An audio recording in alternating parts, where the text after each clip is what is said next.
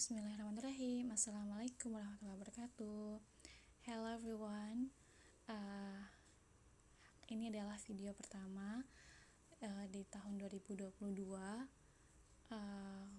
oleh saya pribadi. Yang mungkin banyak banget yang belum tahu ya memang saya itu siapa gitu ya. Saya Wanda Amelia Rahma. Ini sengaja backgroundnya pakai profile Instagram. Di sini saya mencoba gitu ya dengan video pertama ini untuk menjadikan media saya untuk tetap berkembang, untuk tetap bisa berbagi hal yang positif, mengaktualisasi diri gitu ya. Saya sebagai ibu dari satu anak, tentunya ibu rumah tangga sebagai istri yang memutuskan mungkin untuk waktu yang saat ini terbaiknya di rumah menjaga anak yang umurnya masih kecil, masih 6 bulanan lebih.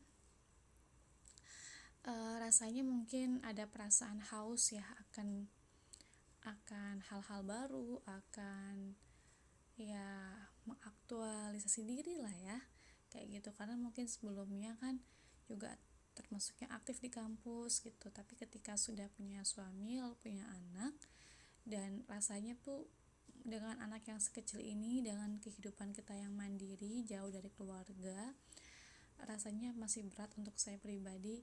Mungkin sayanya juga belum mampu dan belum menemukan solusi gitu kalau harus bekerja di luar, lalu bagaimana dengan kondisi anak yang masih kecil sekali gitu.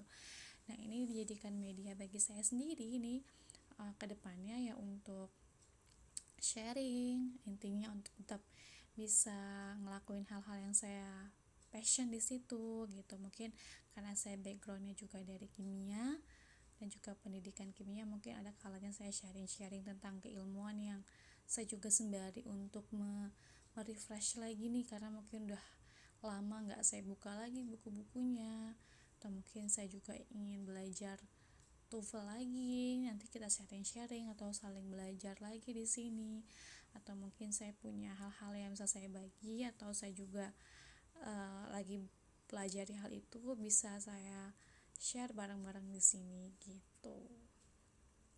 Nah, untuk yang pertama ini, karena ini video pertama, saya juga masih mencoba. Kalau kurang baik mohon dimaklumi. Ini kalau boleh cerita, ini yang ngerekamnya malam hari karena anak sudah posisinya tidur terlelap sekali. Nah, di sini ya di postingan-postingan ini, sebenarnya postingannya nggak terlalu gimana-gimana ya, biasa aja gitu. Cuman mungkin di sini saya mau sharing tentang postingan saya di 22 Maret 2019. Di sini tuh tentang belajar makna yakin. Ini inget banget, ini tuh kuliah, mata kuliah tentunya kimia organik oleh dosen Pak Heri waktu itu, tentang kimia bahan alam atau apa, saya lupa nama matkulnya. Tapi yang jelas di situ sedang belajar tentang ya struktur kimia gitu ya, radikal dan segala macamnya, tentang senyawa katekin sebenarnya dalam daun teh. Tapi entah kenapa itu Allah yang memberikan ilham ya, memberikan hal tersebut di pikiran gitu.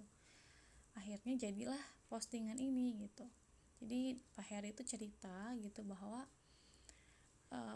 tentang proses perusahaan-perusahaan teh terkini gitu ya, mereka bisa bikin teh dalam waktu yang cepat, dijual dengan jumlah yang banyak, lalu bisa produksi lagi, tuh adalah hasil dari penelitian para peneliti tentunya gitu. Karena teh itu kan bahan bakunya daun teh ya. Nah, dan senyawa di daun teh itu yang diperlukan gitu ya untuk yang akhirnya bisa representatif kita rasakan gitu ya, itu dari senyawa yang namanya katekin dalam daun teh itu. Padahal di daun teh itu ya senyawanya banyak, senyawa kimianya banyak, tapi katekin itulah yang menjadi khas dari rasa teh juga yang bisa kita rasain gitu, dan juga punya manfaatnya yang spesialnya di katekin itu. Nah, Masalahnya nih, senyawa katekin ini tuh untuk bisa keluar ke ekstrak atau bahasa kimianya dari daun teh itu perlu dioksidasi bahasanya ya. Jadi intinya kalau bahasa kitanya ya perlu dikeluarkan lah si katekin itu ya, perlu diekstrak. Uh, dan biasanya cara yang paling mudahnya ya menggunakan udara dioksidasinya. Jadi nanti ciri-cirinya udah teroksidasi ya nanti daun tehnya berwarna kecoklatan kayak gitu. Kalau dengan udara itu butuh waktu yang lama gitu, akhirnya daun teh yang warna hijau segar itu kita harus tungguin tuh berapa jam, berapa hari untuk akhirnya dia teroksidasi. Sedangkan kebutuhan untuk teh itu kan banyak banget, perusahaan pasti nanti kewalahan gitu, atau mungkin dia hanya produksi dalam jumlah yang sedikit, kan nggak bisa menghasilkan profit yang lebih besar dong gitu. Nah akhirnya mungkin nih gimana nih biar lebih cepat gitu teroksidasinya, nggak hanya mengandalkan udara gitu. Jadi Pak Heri itu cerita gitu ya, dan akhirnya ternyata diteliti gitu, kita butuh sesuatu yang bisa mempercepat reaksi oksidasinya gitu. Berarti kan biasanya untuk mempercepat reaksi nih kalau ada kimia tuh dia nyari katalis gitu ya. Dan ternyata katalisnya itu berupa enzim, yang enzimnya itu udah ada di daun teh itu sendiri gitu. Namanya enzim PPO, polyphenol oksidase kayak gitu. Dan jadi polyphenol gitu ya, PPO, polyphenol oksidase gitu. Kalau enzim itu kan suka pakai oksidase. Nah ini enzim yang selama ini dicari sama peneliti itu ternyata ada di dalam daun teh sendiri ya, cuman memang kita manusia kan baru tahu ya setelah beberapa kali eksperimen gitu. Dan jadi keinget gitu bahwa ternyata masalah sama solusi itu memang sebenarnya sudah ada semua gitu. Kayak ini, kayak katekin dan katalisnya sama-sama udah ada di dalam daun teh itu sendiri gitu. Cuman ya nggak jadi seru aja gitu kalau semuanya udah langsung diketahuin kan gitu. Manusia nggak punya suatu sensasi untuk belajar, kemudian berusaha gitu ya, bangkit dari kegagalannya, ya nggak seru aja gitu, kayak ya hidup datar itu kalau dari segi seni hidupnya. Tapi kalau dari segi ya kita mencari pahala, mencari keberkahan, mencari itu ya kita juga bingung mau cari amalan di mana kalau masalah sama solusinya udah langsung dikasih gitu kan. Maka kalau kita punya masalah dalam kehidupan jadi kepikiran tuh ketika kuliah, kita harus yakin dulu kalau emang solusinya itu udah ada gitu. Solusinya udah ada nih, jadi kita tenang. Kalau kita punya masalah, kita paham kalau solusi dari masalah ini tuh udah ada. Hanya aja Allah sedang melihat kesabaran kita, melihat cara kita bersabar, cara kita berikhtiar menemukan solusi, karena poin-poin itu yang akan menjadi penilaian di mata Allah. Apakah masih melibatkan Allah dalam mencari solusi, atau mungkin malah meninggalkan Allah? Nah kan di situ akhirnya setiap manusia itu berbeda di mata Allah ya, karena hal itu gitu. Jadi Allah itu nggak melihat kekayaannya, oh hambaku yang kaya berarti hambaku yang paling aku sayang.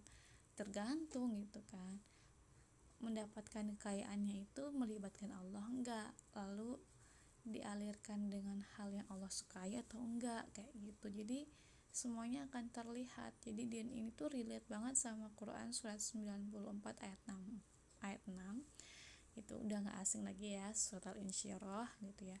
Sesungguhnya bersama kesulitan itu ada kemudahan. Dan iya, jadi masalah atau kesulitan itu datang nih, bukannya 2 bulan kemudian baru Allah pikirin solusinya, enggak, tapi solusi itu udah ada berbarengan.